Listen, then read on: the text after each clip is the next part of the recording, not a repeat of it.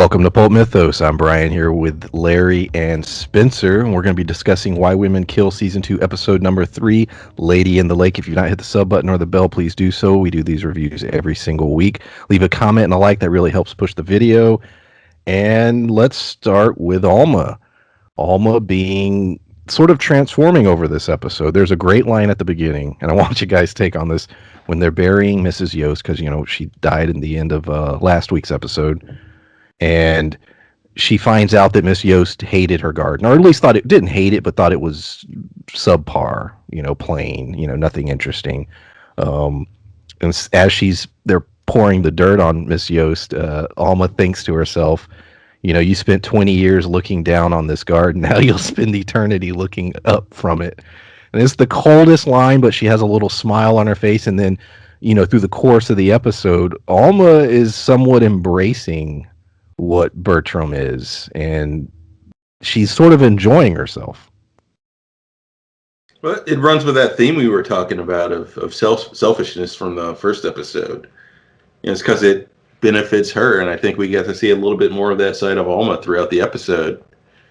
Was that really the title, by the way, Lady in the Lake? Lady in the Lake. Yeah. I bet someone chuckled to themselves as they wrote that.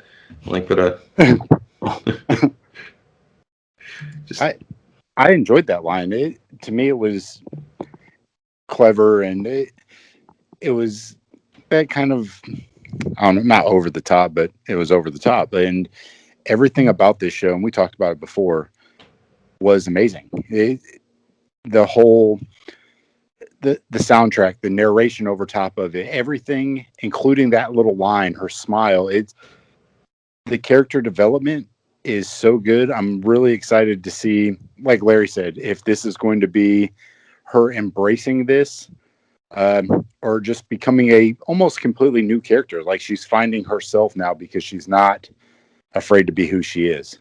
So I'm curious. Yeah, I'm starting to get a feeling from a lot of what we've seen that, perhaps everyone in Alma's life is, with the exception of maybe her daughter, is disposable in some way. To her, that that's her big flaw, that if it doesn't meet her needs, then she doesn't need you. That she's the true sociopath in this series that we're following, whereas everybody else has their weird mess up. Well, except with Bertram, other than Bertram, in which case I guess they kind of belong together in a way. That was the vibe, and we'll go through the episode, but by the end that was sort of, I think the messaging is, no, these two found each other, and it was the right combination, because when they get to Miss Yost's house, they realize, oh shit, she has a dog, Rocco, and they need to go, get the dog, and she sees how beautiful the house is, and then all of a sudden she starts to envy what Miss Yost had, and she likes all that, and then she comes up with this brilliant plan on how to throw any suspicion off of them, from the death. And as she's developing this plan, you could just see it. She's enjoying herself. She likes what she's doing. She makes a few, jokes about how, she's better at this than Bertram. Like, how did you cover up all these murders for all these years? Well, and I think it was her daughter that brought up the dog, because they were sitting there talking, and she asked what happened with Mrs. Yost, and they were like, "What? What do you mean?" And then the dog was barking. And then they realized that someone was going to come inspect the house. There was going to cause suspicion if the dog kept going ape shit, when the dog is a pretty calm dog when it's around its owner. And at the end of this episode, it showed the dog trying to dig up its owner. So, and I think the perfume also, maybe the dog sensing the perfume, because they make a mention that, she wore perfume that's noticeable and was still in the air. And I was thinking that too. Yeah, the dog has tracked the body, and talk about a shallow ass grave. We'll talk about that. Like, what the hell were they thinking? Yeah, it didn't dig very deep to find the hand. It was basically at like the surface. It's like a 2-foot grave. The decomposition, it's going to have a smell. You don't have her deep enough to prevent that. And I'm curious if they'll go into that. I was just telling everybody I just put manure down. Yeah, there's a lot of little things like that, and I think they left a fair amount of clues in this episode. But I think one thing that's probably going to lead to them getting caught is Alma's greed for one, because like you mentioned, Brian, when they were in her house, Alma was looking at everything like, I want these things, and we've already seen that the garden, like that garden club, is considering Alma. Alma's going to have to dress up, fairly nice for like their meetings and whatnot. We know she only has like the one dress that she put together herself, and they had to scrape together to get that. So my guess is here, that this is going to be part of the plot, that she's going to start, because Mrs. Yost has her dresses seem to fit her perfectly. She's going to start, stealing her things, like her wardrobe and her stuff, and wearing them to these parties and whatnot. And some of that's going to get them caught. Like a few other little sloppy things that they've done, because it felt to me like they were very sloppy in this episode, and the shallow grave is just the tip of the iceberg. I think what you just said, Larry, is a good point too, because when she was wearing the outfit, she said, "Who's a frump now?" So she enjoys wearing those clothes because she doesn't look frumpy, which is what she was called in the previous episodes. So I think you're right that may be one of the things that get her caught, because when she dressed up in one of Mrs. Yost's outfit, her old boyfriend, her old flame, is just like, "Damn, girl!" And so I think that's a good point, that she is now thinking more highly of herself when she's wearing Miss Yost's clothes than she was in her own outfits. So I think that's a good point. Who do you think? So the phone rang in Miss Yost's house. Now she makes the point. Well, I don't think she had any friends. Nobody cared about her. I've seen her for 20 years. I've never seen anybody around her. The phone rings. Clearly, somebody was calling her.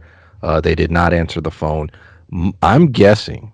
I'm making an assumption here. There was someone probably in Miss Yost's life that was close. Maybe a boyfriend or whatever, a friend. Who knows? But my thought was, I bet there is somebody, and it's going to pop up at some point. Somebody's going to start coming and snooping a little closer than even the police might. Are you a big Andy Griffith fan? Yes, I grew up with it. Same here. I bet Barney Fife had that one girl who was in Mount Pilot. What was her name? Juanita, I think. And he always talked to her on the phone. Like, she ran we never see the character, but constantly they talk to each other on the phone. And I'm thinking time period wise, roughly the same time frame. So back then, that may have been just a relationship she had with somebody, just basically over the phone. It could have been a friend or an old colleague, an old high school buddy. It could have been anybody, but they could have talked every day on the phone. So like you said, Brian, is this somebody who is constantly talking with her and would actually know whether or not this is out of character for her to go on this random trip? Yeah, and at that, I think we've all got those. Well, not all of us, but many of us have. Yeah, you have a relative that you maybe call every now and then, or that calls you every now and then, but you almost never go and visit. I've got relatives that I haven't seen in years. And if you're like, oh yeah, that person doesn't have any close family or anything, I've never seen anybody at that house, you'd be wrong, because if I didn't get that phone call, I'd know something was up and I'd check on that. Yeah, 100% agree. It was because when it happened, I thought, I think that there's something to this phone call.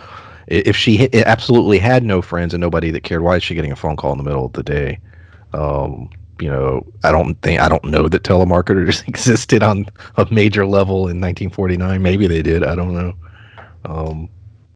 But yeah, that was definitely something I thought. Tom Madison. We get a new character, Tom Madison. Speaking of reckless, like you were saying, Larry, his whole plan to stop and have lunch was so stupid. Like, why would y'all want to go where there are people that can see you? You know what I mean? You got a plan. Okay, you got a solid plan. You're going to ditch the car, say that she went to some hotel, she goes missing, blah, blah, blah.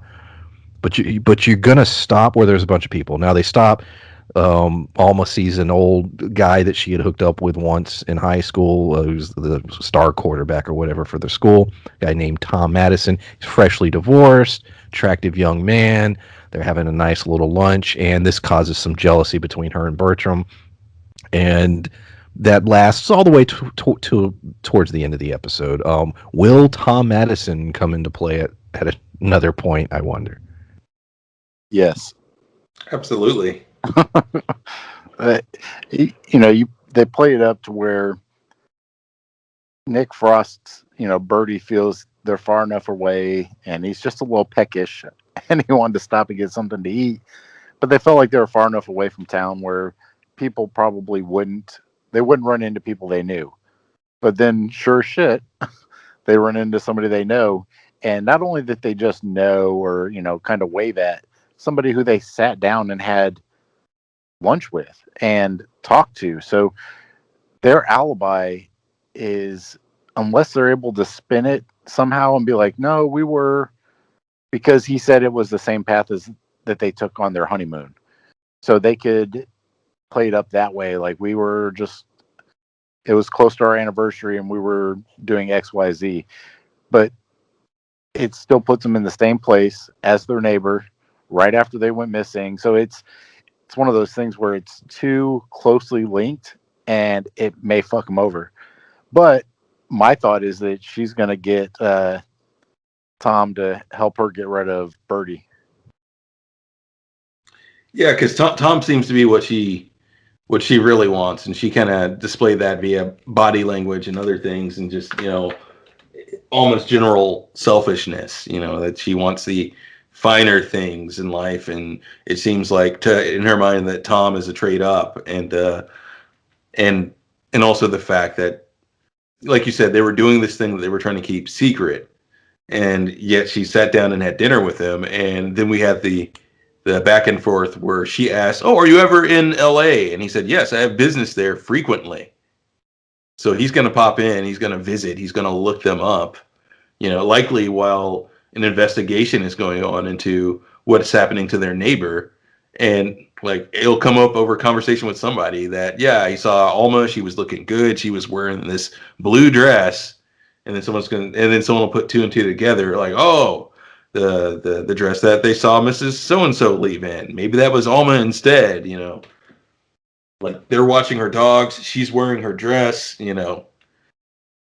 Like, talking to him was probably their biggest mistake, because, like you said, Spencer, they should have left it at, oh, we're trying to rekindle our marriage. We had a falling out and we're trying to rekindle things. That's why we're here in this area.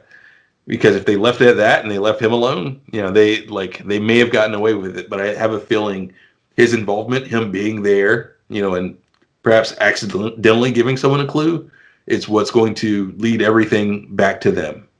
Remember, in Your Honor, stopping at the gas station. That was the downfall. Yeah. That's the stop. Yeah, I was like, why would you do that? But like you said, Spencer, they assume, well, we're far enough out and nobody's going to know us here.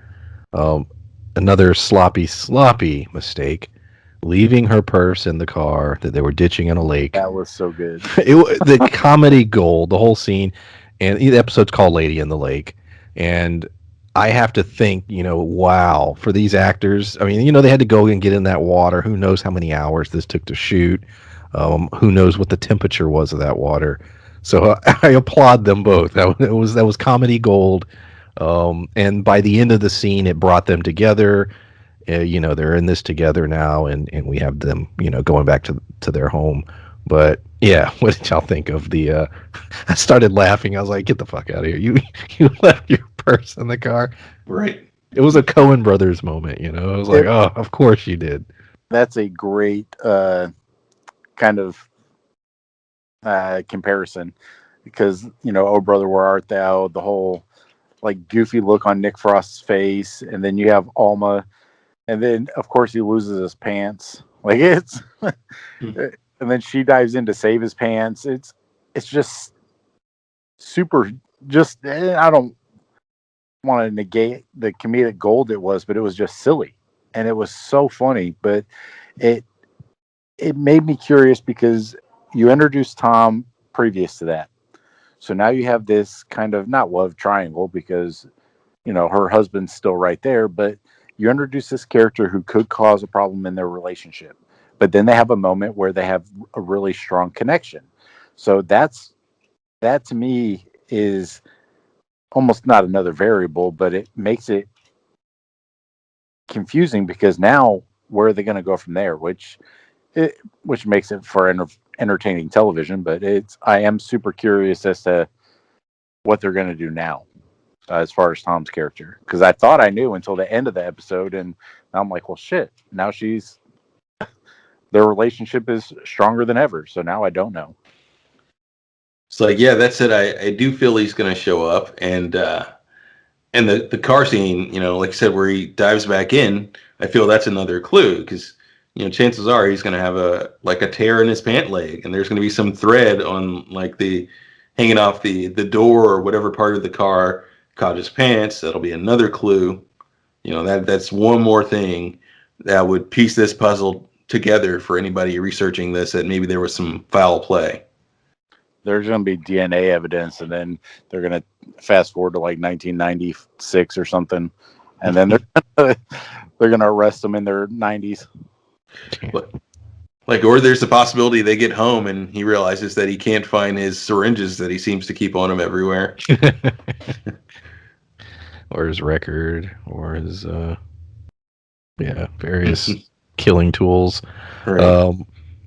Rita, so jumping to Rita now, she's still on her quest to, be with her lover, Scooter, and hoping Carlo dies so that she can take his money. But the core of this whole conflict is now Catherine, the daughter of Carlo, who has it out for Rita and discovers these checks. She's trying to deal with some tax situations and realizes that Rita is paying for an apartment in Chinatown, and why? We know why. And there's a great little, yet again, comedy moment where she presents this information to the garden club, and Rita's able to spin it to say that Carlo was abusing her and, basically like, screw you, ha ha ha. But we have a sit down where they basically air out how they feel about each other and the reason they're doing what they're doing. And I thought it was quite good because Catherine's basically like, look, my dad is an asshole.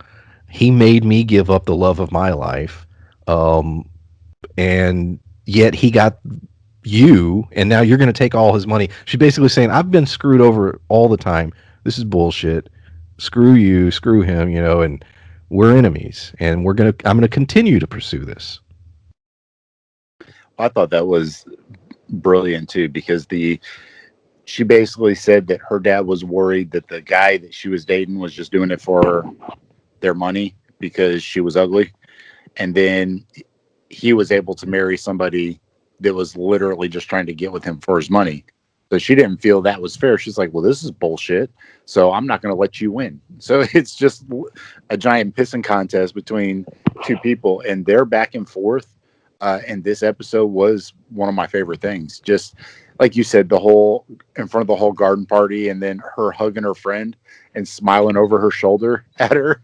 That was great. But like you said, their interaction between each other, basically stating that they're both like, well, we're enemies. It doesn't matter what's going on or how big of an asshole he is. They're still going to fight for his money. And that's what they're doing. Yeah, and I noticed one thing that she was doing as well, like the exercises that she had Carlo doing was to strengthen his hand. Like, why did she want to do that? Because she likely wants him to sign over everything to her. Yeah. That's a good point. I didn't think of that. Yeah, that just hit me. It's like, oh, okay. Like, she probably wants him dead just as bad, probably hates him just as much. Absolutely. It's like, but she wants to get what she feels is hers first. The only physical therapy he's doing is grip strength to hold the pen. The plan that Rita comes up with is pretty ridiculous, but basically she's like, all right, I got to get her laid. And it's simple as that. Those are her exact words. And so she decides, all right, I'm going to get Scooter, my boyfriend. I'm going to get him to hook up with Catherine. And then I'm going to take pictures. And then I'm going to use that to piss off Carlo. And then, that'll be the end of Catherine. She'll go back to Texas. But in the middle of this conversation with Scooter at a diner in the evening, Dee shows up. Dee has been concerned because Vern basically told her earlier that, look, Scooter's not, he doesn't want to be seen with you in public. It's just a sex thing. That's all he wants you for. And she's like, well, let's go investigate him. And it leads to this diner scene where she confronts him. And my boy Scooter loses everything. He loses. Dee leaves him. Rita dumps him, and he's just left there with nothing. What'll happen to Scooter? I don't know. Where do you think his story could go from here? I think that this is it. It was just great. Like, regardless of Scooter being not the brightest, it was just brilliantly done because he was just using D. He didn't. At first, I thought that he actually liked her. Like, he was in love with her, and he was just using Rita. But he's just using everybody. He doesn't care. It's just, he's that guy who's just trying to sleep with everybody. He had his sugar mama who was paying for all his stuff. He had it so good, and for it to all just fall apart in a matter of moments, and the just dumb look on his face. Yeah. And the just super dumb look on his face reminded me of a guy who plays Cyclops in the X-Men movies. Because he does a great job with that like dumb face. Yeah, he does. Marston, James Marston, I think. Yeah, that's it. Yeah, but he does a great face like that too, and just his dumbfounded face, completely confused as to how it all fell apart in a matter of moments. Like like I said, this whole show is such a dark comedy, but it is so well done that there isn't a scene that I haven't thoroughly enjoyed, and I really did like that one too. Yeah, absolutely. You know, that's it. I have a feeling that that Scooter will bounce back in a way. Like, in the simplest way for them to do that is for Rita to have just been mad at that moment and compose herself and still want to go along with her current plan. Like, but how I feel it might actually play out is, like, she's still mad at him. He's out 100%, but Scooter may run with her idea and do the thing he wanted to do. He may go after Catherine. He may go after Catherine, show up as, you know, quote unquote, the dry cleaner, and try to seduce Catherine. What would be great is if he seduced Catherine and then just fucked Rita over worse and got her completely put out, and then he was the one that inherited the money with Catherine. like Scooter ends up on top, but with Rita. Or like Rita gets booted out, and like Carlo and Catherine die some crazy way, and like Scooter just ends up with all this money. Well, I was just thinking about that. Now, wouldn't that be some crazy shit right there? Like, she's gloating, you know, like she has her moment, and she's gloating at Rita, and she's like, I won. It's like, you greedy asshole, get out of my father's house. And she's like shouting at her and walking down the stairs and gloating. And then she trips and falls down the stairs. You know, and yeah, you know, and then, you know, like Rita's, you know, trying to buddy up to Carlo, because not Carlo, trying to buddy up to Scooter because Scooter has the money, and he's like, no, this is my money, this is my house, I'm good. We get, so there were hints of this in the last episode, but Vern seems to care about Dee, and I'm assuming it's in a romantic way, but I can't really tell what's going on here, because we have towards the end where he's driving her back to her house, and she's like, "Look, let's go have drinks, let's party tonight," and he's just like, "No, I got shit going on," and you know, then he gives the line about, you know, respecting her, you know, he was going to open the door for her and everything, and she's like, "Yeah, I know you respect me," and he goes back to his house. He walks with a limp. He's done that since the first episode. My assumption is some kind of wound. I don't know. We know he was a cop, so maybe he got some kind of wound as a cop. It's 1949. Perhaps he was in the war. But we do see that he has a lot of burns on his leg. So clearly something traumatic happened, causes him to limp, has the burns. But I think there's more going on here, something emotional. I don't think it's just the burns that's why he didn't stay with Dee that night. I think there's a backstory to Vern that we don't know yet, and I'm very interested in what it's going to be. I hope so, because like that Hollywood disfigurement really doesn't seem like enough. It's just the type of disfigurement that they put in a movie to go, oh, he has a big flaw too. Like it's one massive leg burn. Like, well, maybe like you said, there's more to it, or it's a more severe injury than it simply appears to be. Uh, but if it's just the one leg, I couldn't see that being the sole reason why he doesn't feel uh, that he can be with her. If it's just a leg injury. I don't think it's that, but I think it's a more self-conscious kind of what's the word? Not confidence, like self-esteem thing. I think he finds himself to be ugly, and I think that's kind of a theme when it goes between him and was it D, because D felt empowered in this episode because she said something about like her mom said be grateful for the scraps or be grateful for anybody you get because you're basically not pretty.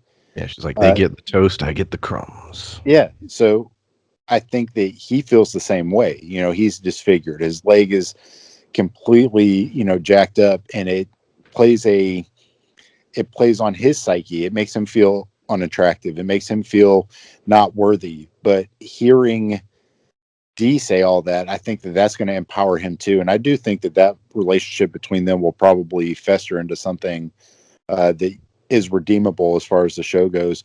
But I think that a lot of it had to do with that. I think it's a self-esteem thing, because why else would they show it? Because they did seem to like each other. They did go back and forth. He did say, I do respect you. Still let me open this door. It shows that, to me, it shows us that he's still interested, but it's something bothering him. And I thought that by the end of the episode, they were showing us what was bothering him. Yeah, I think so. And it seems like Dee is not necessarily discouraged by this, because she seemed to have a very upbeat look towards the end. And her monologue prior to that just kind of says that she's not gonna settle for scraps anymore. So I think she's still interested in him and still going to just try to get at him throughout the series. Or maybe she'll find the leg and find out his whole deal with his leg, and he'll see that that's no big deal to her. Yeah, I think that relationship's they're going to reconnect, but I think that's going to be the problem for her parents, because Vern is a detective. He's Yes. This is his profession, and he's going to notice something is odd. And I think it's going to be him starting to say, hey, what the hell is going on with your parents? And maybe that will start to unravel the whole situation. Now, where she'll fall in that, I'm very curious. I mean, if you find out your parents are these psychopaths, and your father's killed dozens and dozens of people, and your mom is now sort of part of that whole thing, and that's where I think it might be headed. But it's very interesting. That's what I've thought. I think since he showed up, because he's our detective character, and not only that, but I feel like they'll start dating, and he'll be the one that sees the pieces of these clues and pieces things together. Because the dog thing from earlier, Dee may not think much of that. She'd probably take her parents' word for it. There'll be that. There'll be those two dating and being at her folks' place while her mom's old boyfriend shows up and mentions the blue dress. He'll just happen to be around to see most of these things.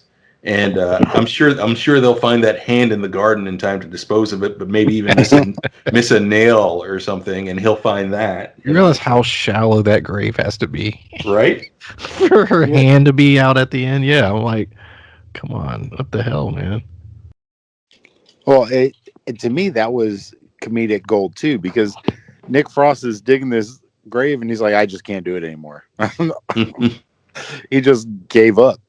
And to me, it'll play into the end. But, he dove into the water, was treading water, trying to save this purse. But he dug a grave that was like 1.5 feet deep. It's So like if it was it just- rains, funny. like it's gonna, it's gonna wash the dirt off of her. It's like you guys are crazy. Now, maybe if you put a bush or some shit, on top and let it grow, I'm curious why the front yard at that also. Seems like kind of a weird spot. That's true. That's where people used to put gardens, man, up front. Yeah, maybe, I guess. Um, I think but so. yeah, You look at it probably, yeah. Because it wasn't just for them to kind of work in. It was a status thing. It was to show off their garden. The garden club was part of these people that, her neighbor was making fun of her because it's just like, these are all easy things to take care of. So it was a status thing. It was I'm trying to show you how good I am at gardening or how, prolific my flowers are. Well, I'm just saying they could have buried her in the back, where no one's going to look or anything or something. And maybe planted something, because I know he said he dug it shallow partially because he didn't want to dig up her flowers. So like, why not the backyard? Or why not, since you were driving the car off somewhere anyway, put her in the car with you Yeah. and bury her elsewhere. Yeah. I think it was one of those quick decisions that was a huge mistake, and we'll see what the results are. Maybe they end up trying to relocate her at some point. We still have 7 episodes? Yeah, 7 episodes left, so plenty of time for that. Do you have anything else? I